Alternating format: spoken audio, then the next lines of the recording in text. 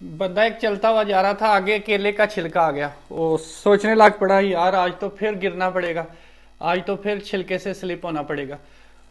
Diabetes या sugar sugar की बीमारी कॉमन होती जा रही है। तो अगर पेरेंट को है तो बच्चे सर पकड़ के बैठ जाते हैं, ये तो हमें भी आएगी। नहीं यार, हमें लाइफस्टाइल चेंज करना है, हमें रास्ता चेंज करना है। लाइफस्टाइल चेंज करने से ना सिर्फ हम महफूज रहेंगे बल्कि हमारे पेरेंट को अगर है तो वो भी इसको फिक्स कर सकते हैं।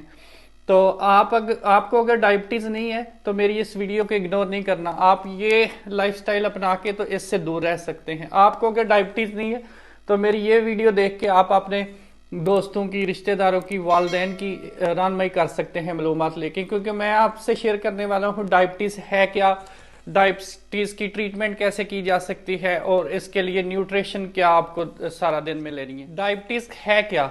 जो भी हम खाना खा रहे हैं वो हजम होके ग्लूकोज की शक्ल में हमारे पूरे जिस्म में, खून में चला जाता है। तो ग्लूकोज हमारे खून में मौजूद होगा। अब क्या होता है, हमारे जिस्म में पेंक्रियाज है।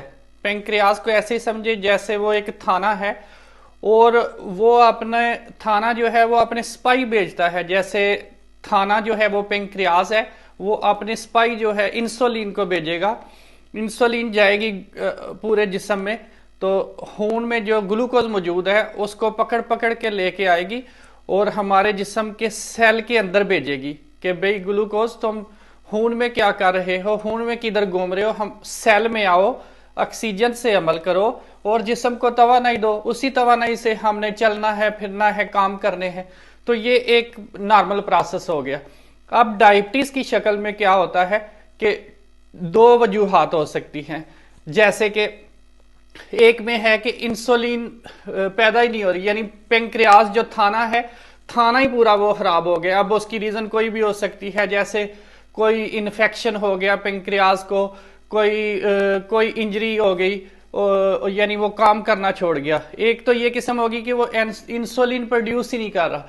और दूसरी जो वजह है टाइप 2 जो है, वो होता है कि इंसुलिन रेजिस्टेंट। वो कैसे इंसुलिन रेजिस्टेंस? आप देखें, पेंक्रियाज है, थाना है, उसका निजाम काम कर रहा है, इंसुलिन वो बना रहा है।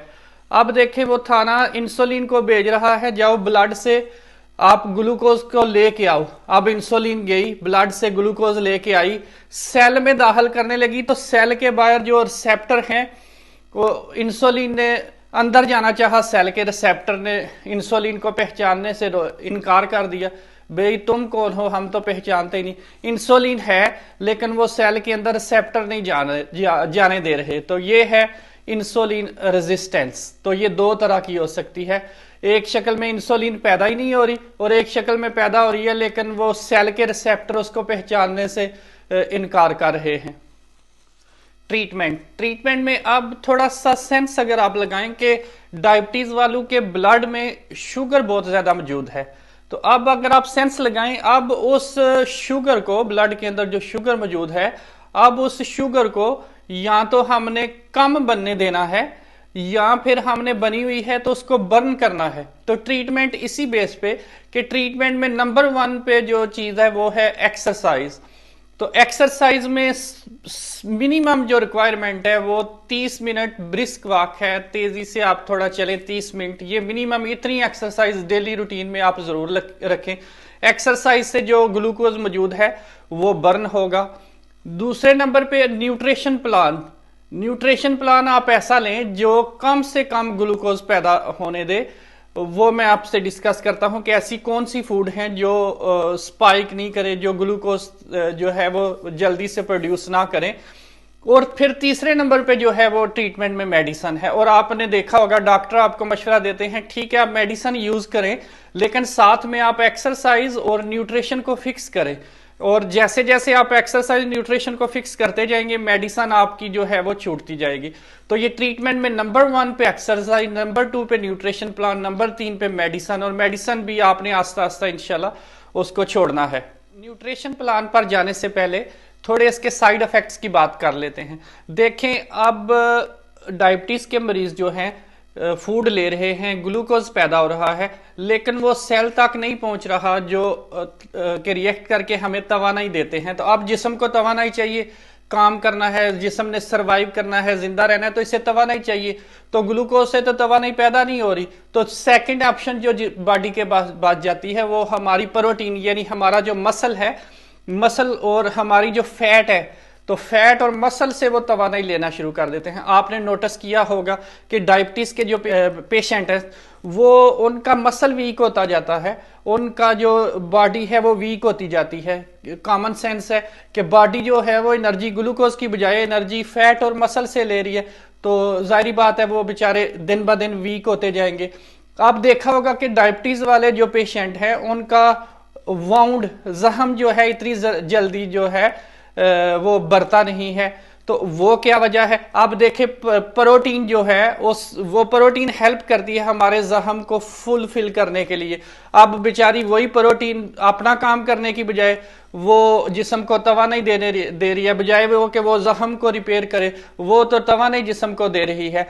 आपने नोटिस किया होगा कि जो डायबिटीज के मरीज हैं उनको यूराइन बार बार आता है, वो टॉयलेट में यूराइन के लिए बार बार उनको आदत होती है। क्या वजह है? अब देखें जिस्म में जो एक्स्ट्रा ग्लूकोज मौजूद है, ग्लूकोज तो घूम रहा है, तो अब बॉडी ने उस ग्लूकोज से छुटकारा हासिल करना है। तवानाई तो वो आ रही है फैट और मसल से, तो जो ग्लूकोज है वो अब बॉडी की प्रायोरिटी है कि इस ग्लूकोज को बॉडी से बाहर फेंका जाए। तो इसलिए वो बार बार किडनी जो है वो फंक्शन करते हैं, उस ग्लूकोज को उनकी प्रायोरिटी होती है बॉडी से बाहर फेंका जाए, इसलिए वो बार बार उनको यूराइन होता है। और जब उनको बार बार ये ग्लूकोज जिस्म से खारिज के लिए बार बार यूराइन की हाजत होगी तो उनको ज्यादा प्यास लगती जाएगी। आपने नोटिस किया होगा कि जो डायबिटीज के पेशेंट है उनको प्यास लगती है। अभी क्या है, उन डायबिटीज का जो पेशेंट है उनको भूख भी ज्यादा लगती है। क्या होता है, वो खाना खा रहे हैं, जिस्म में ग्लूकोज मौजूद है, लेकिन वो ग्लूकोज जो है उससे तवानाई पैदा नहीं हो रही, तो बॉडी कह रही है कि मुझे तो तवानाई नहीं मिल रही ग्लूकोज से, तो तुम प्लीज और खाओ और खाओ। हालांकि वो बॉडी में ग्लूकोज मौजूद है लेकिन वो सेल तक नहीं पहुंच रहा, तो इसलिए बॉडी को लगता है इसने कुछ नहीं खाया, वो सिग्नल हार्मोन भेजते हैं और खाओ। तो आपने नोटिस किया होगा कि ये पेशेंट जो हैं वो बार बार उनको खाने की आदत होती है, तो उसकी रीजन ये होती है कि बॉडी तक वो ग्लूकोज जो है सेल तक वो पहुंच नहीं पाता। तो ये इसके थोड़े साइड इफेक्ट हैं। अब ये साइड इफेक्ट की बेस पे आपने नोटिस किया होगा कि प्रोटीन जो है वो ज्यादा यूज हो रही है। तो हमारी फूड में जो मैं न्यूट्रिशन प्लान आपसे डिस्कस करने वाला हूं उसमें हम देखेंगे ग्लूकोज जो है कम से कम पैदा हो, उसमें प्रॉपर प्रोटीन हो, तो ताकि आपके जो बॉडी के फंक्शन है वो नॉर्मल तरीके से अंजाम दे सके बॉडी। न्यूट्रिशन प्लान की बात करें तो क्या डायबिटीज के मरीजों ने खाना है? जी बिल्कुल खाना है। आप 2-2 घंटे 3-3 घंटे बाद खा सकते हैं, जिसमें 3 बड़े मील ले ले, 2-3 छोटे स्नैक ले ले। तो अब आपने कुदरत की दी हुई सारी नेमतें खाएं, सिर्फ आपने ध्यान रखना है कि ऐसी फूड जो है वो आपने इनटेक नहीं करनी, कंज्यूम नहीं करनी जिससे जो ब्लड शुगर है फौरी से ऊपर जाए। जैसे फ्रूट की मिसाल ले लेते हैं, फ्रूट में आप एप्पल ले सकते हैं, पपाया ले सकते हैं, इसके बाद ऑरेंज ले सकते हैं, लेकिन ये इतनी जल्दी ब्लड शुगर को स्पाइक नहीं करेंगे। लेकिन वाटरमेलन नहीं लें, वो जल्दी से ब्लड शुगर स्पाइक करेगा। डेट्स, खजूरे नहीं ले, वो जल्दी से इंसुलिन स्पाइक करेगा। मैंगो जो है वो इन बिटवीन आता है, ट्राई करें इससे अवॉइड करने की, लेकिन जरूरत पड़ने पर आप ये खा सकते हैं। तो ऐसे फ्रूट हमने पिक करने हैं। आप ये फ्रूट अपने स्नैक में रख सकते हैं। जैसे ब्रेकफास्ट आपने 7 बजे लिया तो 9-10 बजे आप ये फ्रूट कंज्यूम कर सकते हैं, कोई एक फ्रूट इनमें से आप ले सकते हैं।